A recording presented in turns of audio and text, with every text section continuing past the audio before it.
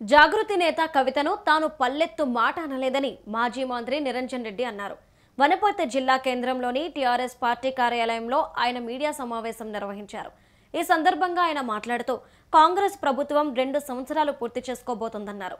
కానీ 720 మంది రైతులు ఆత్మహత్యలు చేసుకున్నారని తెలిపారు.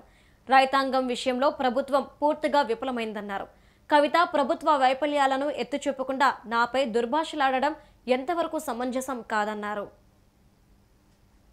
నడిచేటువంటి మనిషి కేసీఆర్ నీ లెక్కన తుమ్మల నాగేశ్వరరావు గారిని కేసీఆర్ ఎందుకు వదులుకున్నాడమ్మా? కేసీఆర్ వదులుకున్నాడు. నీవెవరమ్మా ఇవన్నీ చెప్పడానికి? 60 లక్షల మంది సైనికులు ఉన్నారు ఈ పార్టీలో, కేసీఆర్ నాయకత్వాన్ని పనిచేసేటువంటి వాళ్ళు.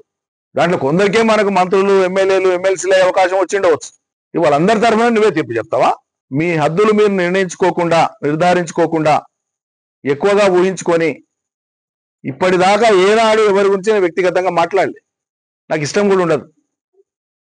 నేను మాట్లాడని విషయాలు నేను మాట్లాడినట్లు చెప్పి నా పుచ్చదీస్తాకి టీ దందాలు చందాలు అనే తెలుసు ఇప్పటి వరకు, కానీ ఇప్పుడు దాదాగిరి కూడా తెలుసు అంటే మంచిదే, లోకం చూస్తుంది. అది కూడా మా ఊరికి వచ్చి మమ్మల్ని మా ప్రజల ముందు అవమానించేటువంటి రీతిలో తిట్టినప్పుడు నేను జవాబు చెప్పడం బాధ్యత కాబట్టి చెప్తున్నా. నేను అనాలని కూడా నాకు లేదు. నువ్వు చేసిన ఆరోపణలు ఎంత డొల్లతనంతో ఊడుకున్నాయో